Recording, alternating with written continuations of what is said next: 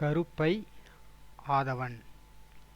பிரசாத் நகரில் ஒரு பிளாட் காலியாக இருப்பதாக நண்பன் ஒருவன் சொன்னதன் பேரில் காலை 6 மணிக்கே வெறும் காஃபியை குடித்துவிட்டு கிளம்பியவன்தான். இப்போது நல்ல நடுப்பகல் வெயிலில் வீடு திரும்பிக் கொண்டிருந்தான். சோர்வு, பசி எரிச்சல். வீட்டு வாசலில் அவன் கண்டது எரிச்சலை அதிகப்படுத்தியது. அவனுடைய 1½ வயது பையன் தெருமண்ணை ஆசையாக அள்ளி தின்று கொண்டிருந்தான். பாய்ந்து சென்று குழந்தையை தூக்கி பலார் பலார் என்று அரைந்து கதற கதற அவன் வாய்க்குள் விரலை விட்டு குடைந்து மண்ணையெல்லாம் வெளியே எடுத்து போட்டு, குழந்தையின் அலறல் அவனுடைய மனைவியை உள்ளே இருந்து வாசலுக்கு இழுத்து வந்தது. ஒரு நிமிஷம் காரியத்திலே கவனமாயிருந்துட்டேன். இதற்குள் வாசலுக்கு ஓடி வந்துட்டான்னு சொன்னா போதுமா என்று அவன் சிடுசிடுத்தான். இங்கே வாசல்ல கதவை மூடுகிற வழக்கமும் கிடையாது. எப்பவும் பேன்னு திறந்து கிடக்கும். யாரு திறந்து வைக்கிறாளோ அவாகிட்டே சொல்றது. இந்த கணை அம்மாவை நோக்கி. அவள்தான் எப்போதும் காற்று காற்று என்று எல்லா கதவுகளையும் திறந்து திறந்து வைப்பவள். அம்மா எங்கே என்று கேட்டான். அவள் கொல்லையை நோக்கி கை காட்டினாள். மகாதேவன் கொல்லையில் எட்டி பார்த்தான். அம்மா மல்லிகை செடிக்கு எதிரில் அமர்ந்து கரண்டி காம்பினால் செடியின் தண்டை சுற்றி கிளறி கொண்டிருந்தாள். அறையில் இல்லாத சமயங்களில் அம்மாவை பெரும்பாலும் கொல்லையில் பார்க்கலாம். முருங்கை, மல்லிகை, கருவேப்பிலை, துளசி ஆகியவற்றுடன் குலாவிக் கொண்டிருப்பாள். செடிகளிடம் இருக்கிற ஒட்டுதல் பேரனிடம் கிடையாது என்ற அவனுடைய மனைவியின் குற்றச்சாட்டு ஆதாரமற்றது இல்லை. அவளுடைய ஆதாரம் பொறுப்புகளைத் தவிர்க்க ஒரு சாக்குதானோ? பேரன் உடைகள் அணிவதால் அவனை பூஜை முடியும் வரை தொட முடியாது. ஆனால் செடிகள் உடைகளின்றி பிறந்த மேனியாக இருப்பதால் அவற்றை எப்போது வேண்டுமானாலும் தொடலாம். அதே போலத்தான் அவளுடைய சுவாமி படங்கள். அவனுடைய மனைவியின் மனத்தாங்கள் தொடர்ந்து வார்த்தைகளாக குமரி தள்ளி கொண்டிருந்தது. இப்படி நான் ஒரு இடத்திலையும் பார்த்தது கிடையாது. பூஜை பூஜைன்னு நாள் முழுவதும் நேரத்தை வீணடிச்சுண்டு சுற்றி என்ன நடக்கிறது, குடும்பத்தில் என்னென்ன பிரச்சனைகள் என்பதிலெல்லாம் துளியும் சிரத்தை காட்டாமல் சதா தன்னுடைய சுவாமி படங்களை பார்த்து ஏதோ புலம்பிண்டு, சே, இங்கே நான் ஒண்டி ஆளா சமையலை கவனிச்சிக்கணும், இங்கே நான் ஒண்டி ஆளாக சமையலை கவனிச்சிக்கணும், தண்ணி பிடிச்சு வைக்கணும், கறிகாய் வாங்கி வரணும், குழந்தையை பார்த்துக்கணும், வேலைக்காரையை மேல்பார்வை செய்யணும். இத்தனைக்கும் நடுவிலே வாசல் கதவை யாராவது திறந்து போட்டுவிட்டு கொல்லையிலே போய் உட்கார்ந்திருந்தால் அதற்கும் நான் தான் பொறுப்பாளி. என்ன செய்கிறது சொல்லு? அப்பா போனதிலிருந்தே அம்மா ஒரு மாதிரி ஆகிவிட்டாள். உங்க அப்பா போய் 8 மாசம்தானே ஆச்சு. அதற்கு முன்னாடியும் உங்க அம்மா இப்படித்தான். பாவம், அந்த காலத்து மனுஷி. நம்முடைய எதிர்பார்ப்புகளுங்கிற தராசிலே அவளை சதா நிறுத்தி கொண்டிராமல் அவளை அப்படியே அவளுடைய குறைகளோடு ஏற்றுக்க நாம் முயற்சி பண்ணணும். வேற வழியே இல்லை. அவளுடைய குறைகளோடு அவளை ஏற்றுக்கணும். உங்களுடைய குறைகளோடு உங்களை ஏற்றுக்கணும். என்னிடம் மாத்திரம் குறைகளே இருக்கக்கூடாது. மருமகளாச்சே. நான் மட்டும் குறைகளே இல்லாத குணவதியாய், பொறுமையிலேயே பூமாதேவியாய். மகாதேவன் மேலே பேசவில்லை. சலிப்பாக இருந்தது.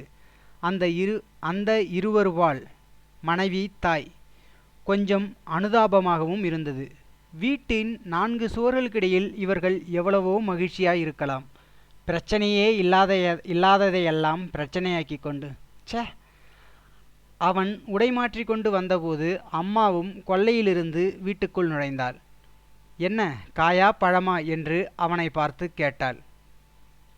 அவளுடைய கேள்வி, அந்த வார்த்தைகள், அந்த பாணி எல்லாமே அவனுடைய கோபத்தை தான் கிளறின. சில நிமிடங்களுக்கு முன் அவன் தன்னுடைய மனைவியிடம் உபதேசித்திருக்கும் இந்த உணர்வுகளுக்கும் சம்பந்தமே இல்லாமல் இருந்தது. நம்மை பற்றியே நமக்கு எவ்வளவு குறைவாக தெரிகிறது. காயாம் பழமாம். அந்த வார்த்தைகளிலும் இளஞ்சிரிப்பிலும் முகத்தின் எதிர்பார்ப்பிலும் தொனித்த பேதையையே அவனை காயப்படுத்திவிட்டது, உசுப்பிவிட்டது. எங்கேயாவது குடிசைதான் போட்டுக்கணும் என்றான் வெறுப்புடன். நம்முடைய எல்லா நிபந்தனைகளுக்கும் ஒத்து வரும்படியா ஒரு வீடு எங்கேயாவது கிடைக்குங்கிற நம்பிக்கையே போயாச்சு. இப்போ போனாயே அந்த வீடு, அதுவும் மாடி வீடுதான். மாடி வீடுதான் உனக்கு படாதே. உலகமே மாடி வீடுகளில்தானே இருந்துட்டுருக்கு. தண்ணீர் வரப்போது குளிப்பார்கள், சமைப்பார்கள். பால்கனியிலே துளி இடத்திலே எல்லா துணியையும் உலர்த்தி கொள்வார்கள். இருக்கிற இடத்திலே அவர்களும் அவர்களுடைய சுவாமியும் சந்தோஷமாக இருப்பார்கள். வாழ்க்கைங்கிறதே வெறும் அட்ஜஸ்ட்மெண்ட் தான். 100 வருஷத்துக்கு முன்னாடி இருந்த வாழ்க்கை இப்போ இல்லைன்னு புரிந்து கொண்டு அதற்கு தகுந்தாற்போல் நம்மை மாற்றிக்கொள்ளணும். அவனுடைய அம்மா பதில் ஏதும் சொல்லவில்லை. எப்போதுமே இப்படித்தான். இவ்வாறு அவன் பொறுமை இழந்து கத்தும் போதெல்லாம் அவள் பிடிவாதமாக மௌனம் சாதித்து விடுவாள். பிறகு 2 நாள் 3 நாள் அல்லது 1 வாரம் கழித்து அவனுடைய மனைவி மூலமாக அம்மாவின் மறுமொழி அவனுக்கு வந்து சேரும். ஆனால் இப்போது இந்த சந்தர்ப்பத்தில் கூடவா இப்படி? அவன் வேண்டுமென்று அலை அலை என்று அலைந்து கொண்டிருப்பது அவளுக்காகத்தானே. அவளுடைய மடி ஆசாரத்தை காப்பதற்கு நிறைய தண்ணீர் வேண்டும். அவள் யாரையும் தொடாமல் இருக்க வேண்டும். அவளுடைய துணிகளுக்காக தனியான கொடி வேண்டும். பூஜைக்காக பூவும் துளசியும் வேண்டும். ருசிக்காக கருவேப்பிலையும் முருங்கையும் வேண்டும். சில நாட்களில் வாழை இலை வேண்டும். கூப்பிட்டவுடன் காக்காயும் மாடும் ஓடிவர வேண்டும். இதெல்லாம் கீழ்வீட்டில்தான் சாத்தியம். மேலும் பஜனை, கோயில் என்று அடிக்கடி அவளுக்கு வெளியே போக வேண்டும். மாடி வீடாக இருந்தால் படியேறி இறங்குவது கஷ்டம். அவளை தேடி வருகிற ஸ்திரீகள் பலரும் அவளுடைய வயதுக்காரர்கள். அவர்களுக்கும் படியேறுவது சிரமமாக இருக்கும். இந்த பஜனைகள் நடக்கும் ஏரியாக்கள், இந்த கோவில்கள், இவற்றுக்கெல்லாம் எளிதில் அவளுக்கு பஸ் கிடைக்கக்கூடிய இடமாக அவன் வீடு பார்க்க வேண்டும் என்பதும் ஒரு நிபந்தனை.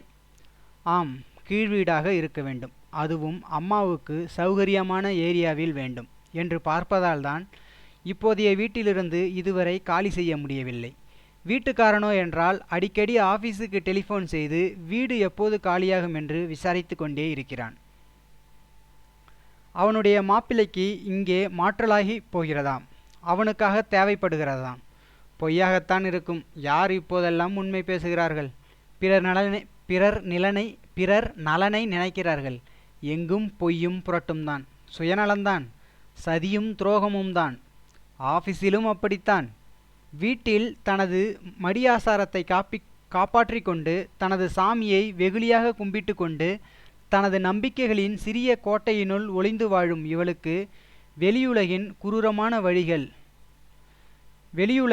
குரூரமான வழிமுறைகள், அங்கு உயிர் வாழ பயில வேண்டிய தந்திரங்கள், விழுங்க வேண்டிய அவமானங்கள் பற்றியெல்லாம் எதுவும் தெரியாது. இவளுடைய தண்டிக்கும் மௌனங்கள், செல்லமாக மனத்தாங்களை வெளிப்படுத்தும் பாணிகள், இவையெல்லாம் இன்று வெறும் புராதன சின்னங்கள் என்று தெரியாத பேதை. சே, சாப்பிட்டான். காலையில் படிக்காத தினசரியை இப்போது படிக்க எண்ணி எடுத்துக்கொண்டு படுக்கையில் சாய்ந்தான். ஆனால் அப்போது அவனுடைய பையனும் தினசரியுடன் போட்டி போட்டுக்கொண்டு அவனோடு வந்து ஒட்டி கொண்டான். மகாதேவனும் தினசரியை, வெளியுலகை ஓரமாக எரிந்துவிட்டு குழந்தையின் உலகில் ஒண்டி கொண்டான். தனக்கும் அம்மாவைப் போல மாயை தேவையாகத்தான் இருக்கிறது என்று நினைத்தான்.